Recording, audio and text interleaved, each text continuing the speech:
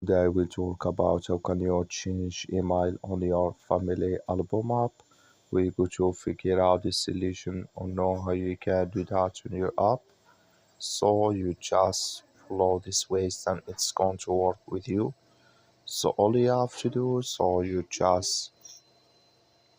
go down here, you click here on settings down here. When you just click here on settings here, so then it's going to take you to this list. It's going to show for you like this.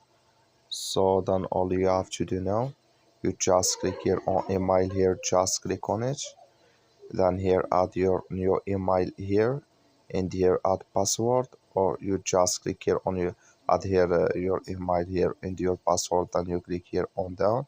Then it's going to take you to next step to add your new email on your album family app. That's all you have to do. Thank you for watching.